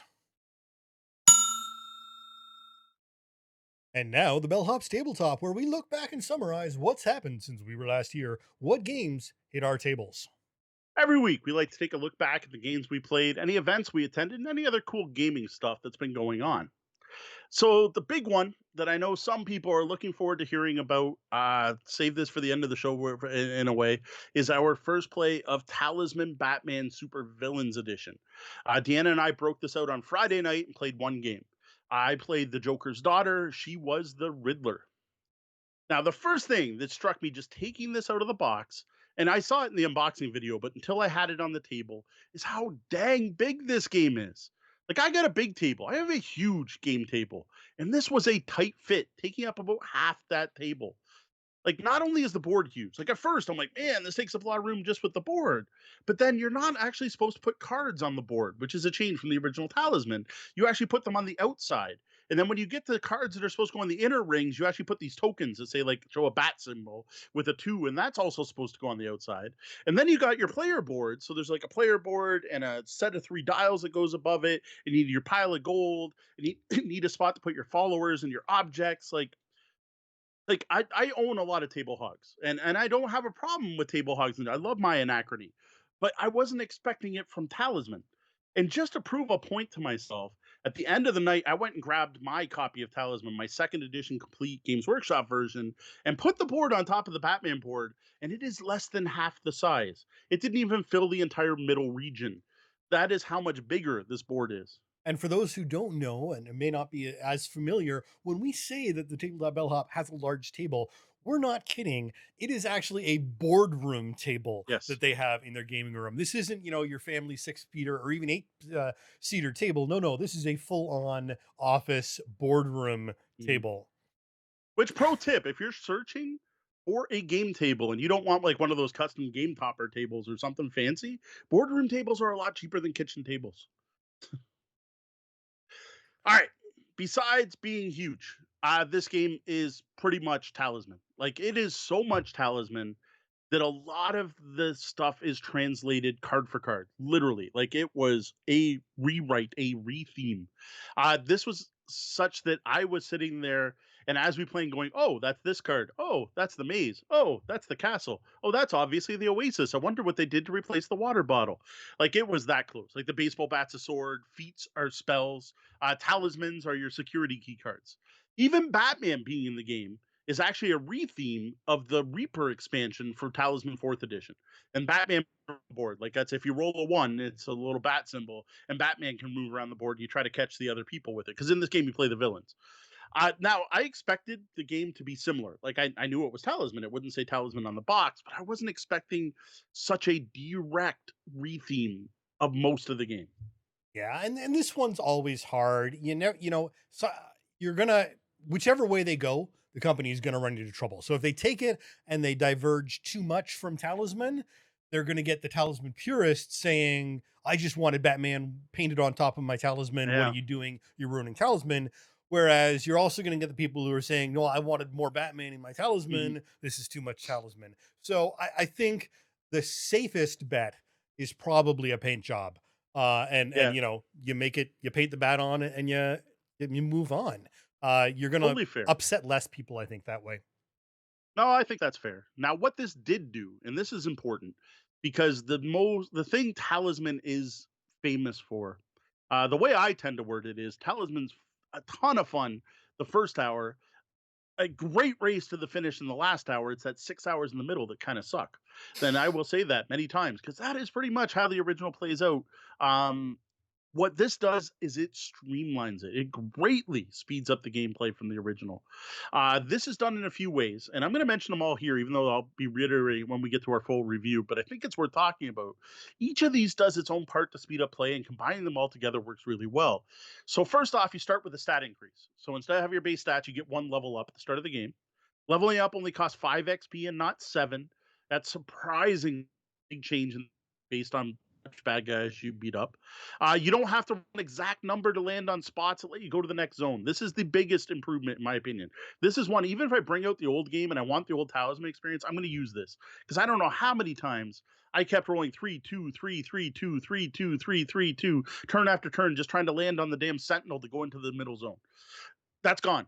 If you can just do it, you can, as long as you can roll far enough to move past the it's the security guard, you can beat up the security guard and go to the next zone. That is fantastic. And same thing for the portal of power or whatever it's called in Batman. See, this is how similar they are. I don't remember what it is where you have to get to the middle realm. You don't have to roll exact, and that's awesome. So that's a huge improvement right there. They split the encounter deck so that in your outer realm you draw from one deck, the middle round or the middle kingdom, second kingdom, you draw from another deck, and the center, you draw from a third deck. And by doing that, they're able to change the difficulty of each region. That's huge. It's not just purely random. Another big one that didn't actually come up in our game, but character death is no longer a full reset. In the original Talisman, if you died, you lost everything. You literally started, you grabbed a random character, started at level 1. Now you get to inherit the previous character's objects and followers. And the biggest change, other than the fact you don't have to roll exact, is the entire middle realm, the third realm. In the original Talisman was only 6 squares. Once you got there, you weren't rolling dice anymore, and you had to stop at every spot. So you got slowed down before getting to the end to try to give other players a chance to catch you. And each of those spots was horrible. Like, they were absolutely ridiculous. It was like roll 3d6 and subtract your craft, and if you come up with a positive number, teleport somewhere else on the board and try over. Like, it was that bad. Or another one was dicing with death. We rolled 3 dice, and if you weren't lower than your strength, you lost a life, and you had to keep going until you were dead or you got past it. Like, it was over the top crazy. That's all gone. All of that's gone. Now it's just like the rest of the board. You roll and you move and you pick up adventure cards until you get to the final control room where you beat up Batman. And if you beat up Batman, you win. And that, all of those combined, meant that we finished a game of Talisman in under an hour and a half. And that's literally unheard of in the original Yeah, game. that's mind-boggling. I mean, yeah, it's just no one who's aware of Talisman can imagine doing an hour and a half long game. Yeah. So that was my first thoughts on Talisman Batman. We are really looking forward to trying this one with Deanna's sister. She's a big DC fan, comic book fan, and she's never played any Talisman games. So getting her experience on it, I think, will be really interesting. Up next, I broke out and I actually reintroduced Deanna to the Mind. Now, both of us got to try this at Origins 2019. Wayne, the Star Wars guy, Humphrey, was the one showing it off. He was super excited about it. First few times, at least I played, I think when we played, we didn't even have a copy of the game. Wayne had a set of cards that were number 1 to 100, and we didn't even have, we were using something else to throwing stars, and we were kind of winging it. And this is my first time playing with the actual cards, and I got to say, I don't know, I dig the look. It's nice. I gotta say it was really interesting because Deanna was really reluctant to try this one. Like, almost as much as trying to get her to play a co-op. Well, it is a co-op, right? This is getting her to play a co-op. But I am so glad she gave it a shot because after 3 games, she was really enjoying it. Like, this is another one that I think is going to end up on our date night package. Like, it's another nice small package game. I was surprised how well it played with 2 players. I had never played with only 2 players, so that was cool. And I gotta say, no, big thumbs up for the Mind. I gotta thank Q, local gamer, for hooking me up with a copy of the game. That is sorry, not of the Mind. The game is a similar game to the Mind, but this is not the same. I noticed there's now the Mind Deluxe, which looks more like the game, and you're allowed to talk. But I don't know. That's odd. But the Mind, yeah, like 2-player worked well. No, that's great. And we do consider it a game here on Tabletop Bellhop. So Deanna we've thinks made it's an our experience still, we've but made it was our a fun experience. we've made our stance. But even if all the people don't yeah, see, there we go. We've got in the chat room, we've got another vote for activity. But Yep. it is what it is, and it can be enjoyable. So It's a game you can win or lose. That's all you need. There is Yep. a win and lose condition. And trust me, we saw the lose condition many, many times. It is not an easy game. All right. The other thing Deanna and I played this past weekend is we tried out those map rules in Codenames Duet. Now, I mentioned those before when I was talking about Codenames. It was one aspect of the game I hadn't tried out before. And what these do is they change the number of guesses you get each game and the number of incorrect guesses you can make, which is the number of bystanders you can pick. So, like the standard game is considered a 9-9, which means you get 9 guesses total, 9 of which can be correct guesses or innocent bystanders. So once you finish a 9-9 game, that's how you're supposed to start off every campaign. You grab this map and you mark off that you've completed Prague. Prague is the default game. From there, you pick another spot to go. And from Prague, you can go to Berlin, which is an 11-2, which means you get 11 clues, but only 2 can be innocent bystanders, or you lose. Or you can head to Cairo, which is 9-5, which is 9 and 5 of them can be innocent bystanders, or Moscow, which is all of them. It's an 8-8, right? If you fail, you just X off the city. Like, hey, we didn't succeed at this city. If you win, you check mark it, and then you just move on to the next city. So that's certainly an interesting way to do it. It's not it almost isn't as much a campaign as like if you get a game what there's a couple I play where if you're playing a little mobile game and you get challenges, so you can go Yes. through Yeah, and yeah. just do a bunch of challenges. It's not a campaign as much as a bunch of check boxes to Yeah. cross off on the way through. And to be honest, it does not fit my definition of campaign. If you want to hear about my definition of campaign, you can find at Tabletop Bellhop Gaming Podcast episode X, which I don't remember on the top of my head, where I talk about campaign games and the best campaign games for 2 players. We will throw a link to that in the show on the blog. I don't remember it, but to me, a campaign game, there has to be something that carries over, and there doesn't. There's no leveling up. There's nothing that carries over. It's just you're marking an X or a no. Yeah. But anyway, I gotta say, it's a neat addition to the game, and I didn't expect it to do much, but it does more than you'd think. Like reading the rules, I read it and I'm like, what's this matter, right? Like, who cares how many clues you get? But once you actually start using them, they have a bigger impact than you think. Because like if you're in a city with 11 clues, that means you can take your time and give a bunch of 1 and 2 word clues, and you can just see your stack of tokens that you use to represent how many clues you have left. And you're like, oh, we can take this easy. But then you get to like Singapore, which is a 6-6, and you can't possibly win by only using 2 word clues. You got to do 4s and 5s, and it makes you think harder, right? And come up with those weird, Kevin Bacon's 6 steps away card clues. Because the only way you're going to beat Singapore is if you're doing like wavy 7, and people are like, oh my God, what could this be? Oh, it says Lay's. Wait, you might be talking about Lay's potato chip, even though the words lays down. Okay, I think it's Lay. Like, you got to really think outside the box. And it was better than I thought. Like, it actually made us kind of expand our scope. And I remember beating a hard one, right? And then going to another one, go, oh, there's 12 clues here. Okay, we can sit back. I'm like, 1 toy soldier, and it's, rifle or whatever. And it was like, oh, that was relaxing. Oh, we got a tense one again. And it had way more of an impact on actually playing the game than I thought it would. So that was kind of neat. So I got to say that was more than I expected to get from that silly map thing. All right, well that's interesting then. Good to know that it's all out there. Now, earlier today for Canada Day, Deanna, the kids, and I all went over to Deanna's mom's place. We had a barbecue. We were there with his mom and her sister. We went over early actually to play some games before getting there. So that was pretty cool. We haven't gamed with anyone that isn't my immediate family in a while, so that was a nice break. Now we did start off with a 5-player game of Super Cats. I wanted to play it with a couple more adults, and I gotta say it's definitely better with 5 than 3. The problem with that game with playing 3, and now I didn't mention this in the review above, I didn't think it was that big a deal, but when you have 3 players, the RoboDog people have to do RoboDog and put out 2 hands, and you have no idea, honestly, I have no clue how hard it is to hold up 2 different numbers until you've tried it. Like, it's like rubbing your belly and patting your head. Like seriously, you're thinking, like, just your brain, you're like, okay, I want to do 2 on this hand and 5 here, and you're just like, I'm getting better at it. And you're like, you put out 2 threes. You're like, no, it's terrible. It is way harder than you'd think. Like, I almost encourage everyone at home to sit there and try to do this because it is way harder than it looks.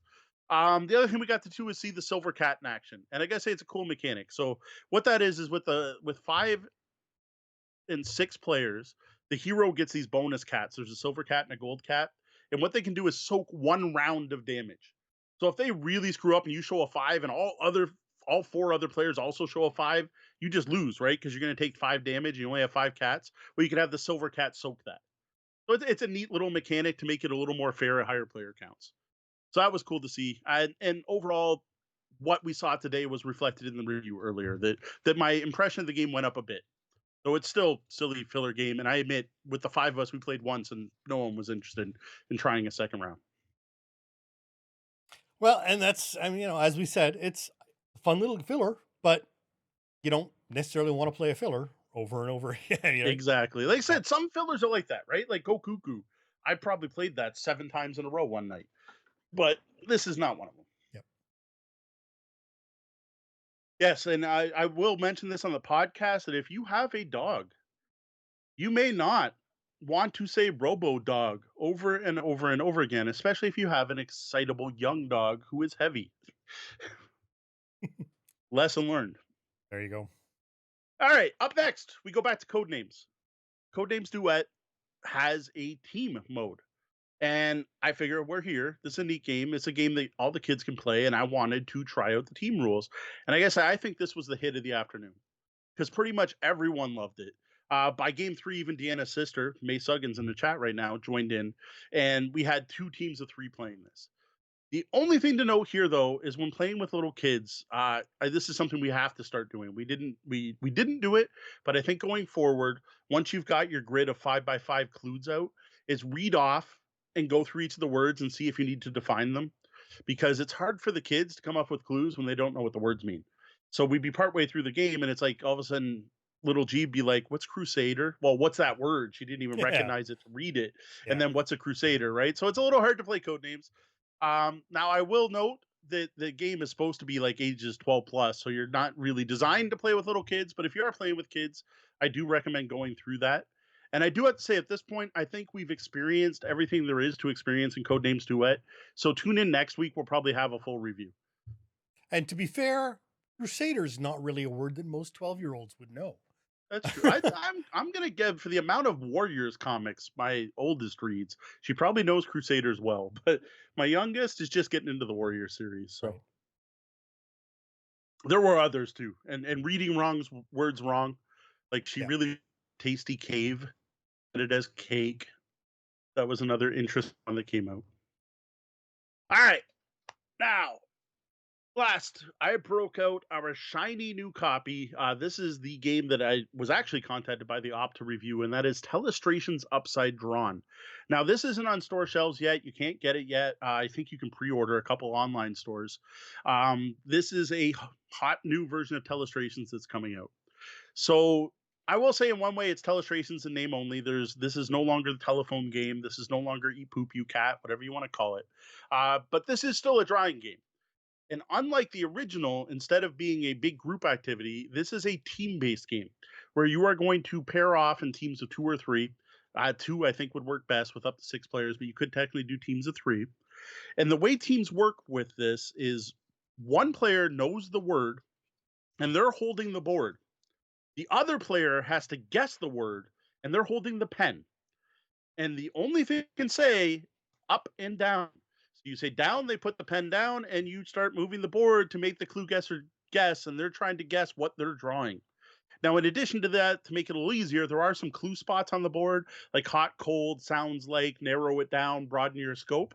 To use them, though, you literally have to say like up and then move the pen over and say down on top of hot, and then up and move it back to the board. It's definitely unique.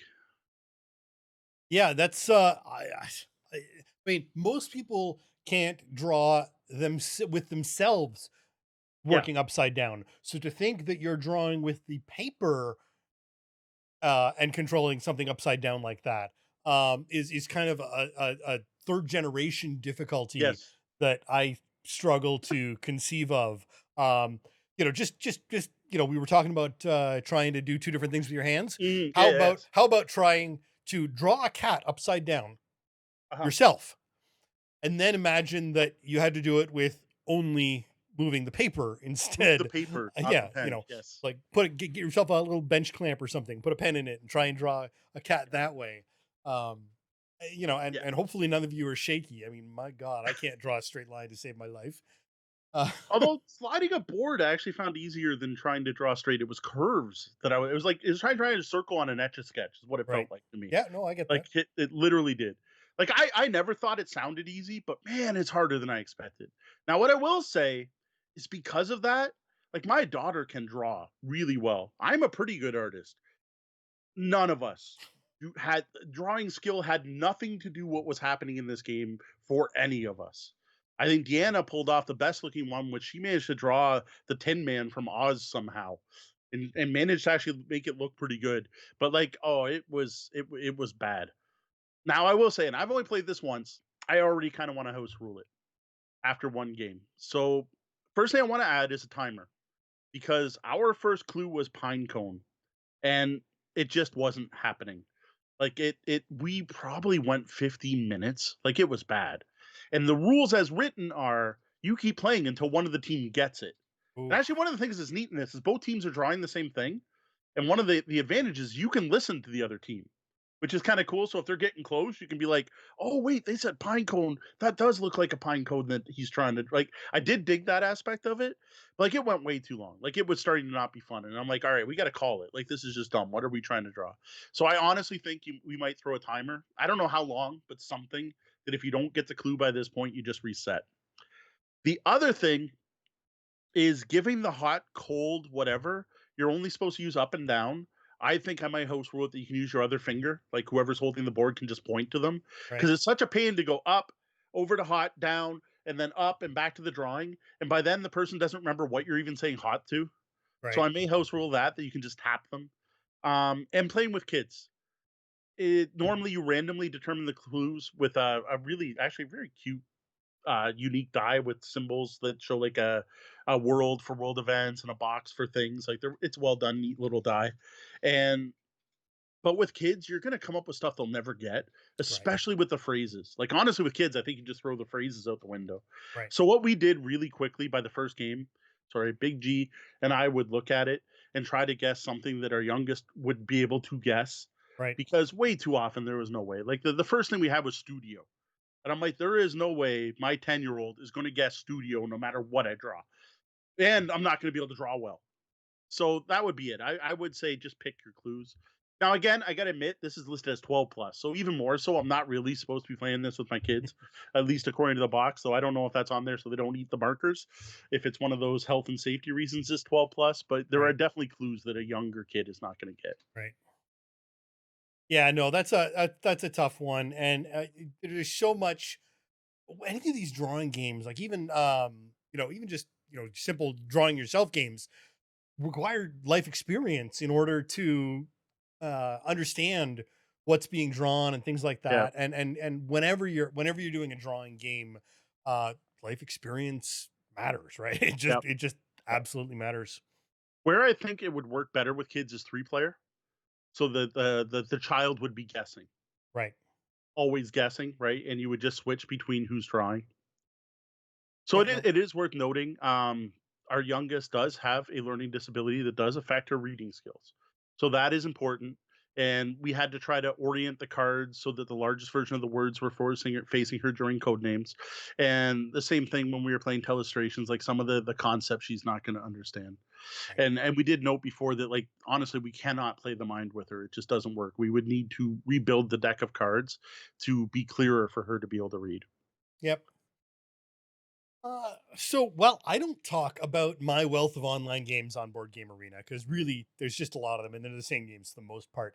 I did want to mention Rallyman GT specifically. All right. Um, we've just finished our second game of it, actually, and it was a rough game because again, learning games on BGA isn't ideal in many cases. It's a fantastic system when you know the game, but it can be a little rough to pick things up. So I went through the first time and I read through the rules quickly and played around, but it was pretty messy. And then I sat down and found a rules video. Now there aren't many of them. I mean, Rallyman GT is not a really super popular game. It seems like I guess. there were only a handful of videos about it at all, and only one that was in that sort of 15 to 20-minute rules explained that I like. I find concise. Mhm. Watching a whole playthrough can just get overwhelming and you miss out things because they said something on the first turn Mhm. and you have no idea. No So Rado for Sean. exactly. But once I figured out the little details like the rules on passing other cars and pit stops, which none of us actually even did in the first game, I enjoyed it. And I think it was really notable because talking about Eric, Game Time on Mhm. Twitter, when we started talking about it, he's actually already ordered it into his local FLGS as soon as they can get a copy of it. Wow. It's, it really has been, once you get it, it's a really good racing Okay. game. And while there is a little bit of push your luck in it, it's not the pure push your luck that so many racing games are. There is a Mhm. lot of thought and planning about it. Um, and so you really you're balancing a whole lot of different things. And yes, there are dice rolls, but there's also ways to mitigate dice rolls and Nice. act things out. So I have to say, I am really enjoying Rallyman GT Cool. on Board Game Arena right now, and I think it's got some potential for a. It would look great on a tabletop at an event as well. So Interesting. certainly something to think about. Good racing games are hard to find, I gotta say. Yeah, Everyone loves Formula D. It is definitely not my favorite. Like, it's okay.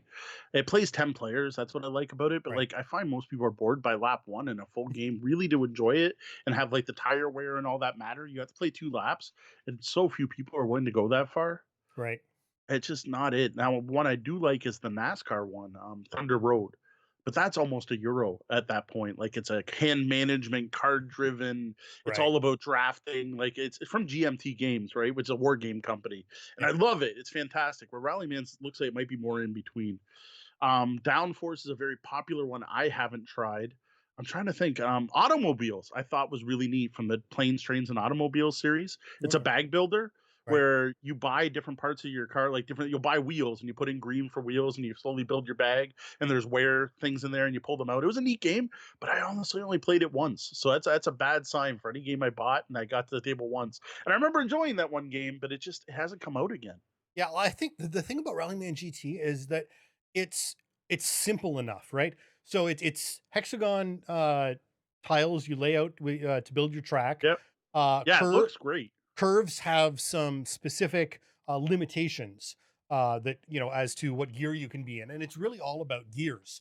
So you've got Okay, six that's gear. similar to Formula You've D. got 6 gear dice, and then you depending on what cars and you can flip over between, wet and dry, on your player card as it was actually flip over, and you Okay. slowly take damage. So if you make a mistake, if you roll Mhm. 3 exclamation marks during your turn, through various ways, you take damage and your card takes damage. And when you take damage, you start losing dice. Okay. And so you don't have as many advantages. You can't break as fast Okay, so that and is things like that. very different from Formula, Um, because Formula D's got the dice for the gear, but all it is that as you gear up, you get bigger and bigger dice. right. No, see, this is all just you have 5 dice and then you have some coasting and breaking dice. Okay. And that's it. And but little things like you have to be in the right gear to be able to pass somebody, and there's Okay. only 3 lanes. Sometimes on curves there's only 2 lanes in most Huh. places. So there's uh enough limitations on the track that it becomes thinky, even though you are pushing your luck with some of Fair. the rolling. And then there's ways to roll mass dice and get some mitigations for dice rolling and stuff like that. But no, I really enjoying it, and I would put this down on the table. Sounds cool. Well, how about a look ahead? What do you have planned for the coming week? All right. So I keep talking about playing Eclipse. It still hasn't happened. I don't know when that's going to fit in. Um, Longer, heavy games haven't been hitting the table as much. So I don't know. Plus, that's not a pile of obligation. That's just something I want to play because I'm excited to get it. So that's going to happen. What I want to get back to, some of this is I blame on Yumi Social, is I rehooked up with Roger Braslett. Roger Braslett is the man who started RPG a Month. which is something I was pushing for the last 3-4 years now, where the goal is to read one role playing game a month. And if you go on our blog and go back far enough, you'll find a couple RPG a month articles. I obviously haven't kept it up. Like, it's been like 2 years since I've taken part in this, but I found Roger on Yumi Social and he's still doing it. And that's awesome. Like, he's literally still, he's like, I miss a month now and then, but he's trying, right? And he's trying to read everything in his collection. And just talking to Roger, he's right now he's working through Warhammer Fantasy Roleplay 3rd Edition and reading those. And he just read Gathering Storm. Now he's on Witches. What's it called? It's not Witches Brew. Witches something. Whatever. The Warhammer 3rd Edition. Which he's reading that, and I'm like, oh man, that's I just talking to him made me start reading RPGs. So that is something I want to get back into. Plus, I got a lot of new games showing up. I think we might increase our review schedule actually, because the pile of obligations growing. Plus, there's stuff I want to review that's just stuff I want to review because we picked it up and I like it, like Clans of Caledonia and stuff like that. Is not obligation. I bought the copy of the game, but I kind of want to talk about it. We've talked about it in the show. I'd like to publish a review on it, and between both of them, the pile of obligation, the pile of shame, the stuff I've been playing, the stuff I'm excited about. I'm starting to think one review a week may not cut it. So I have a feeling starting possibly next week we're going to move up to 2 game room segments. So I don't know how we're going to do that. Like, you're going to refresh the screen because we're going to break these out into YouTube videos, right? We'll want 2 different videos.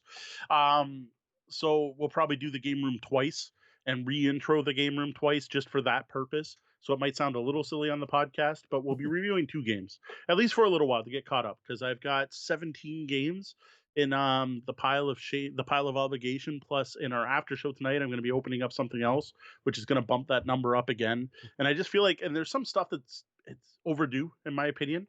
So I kind of want to get them done and out there. So look forward to at least next week, probably as soon as next week, us bumping up to 2 reviews every episode.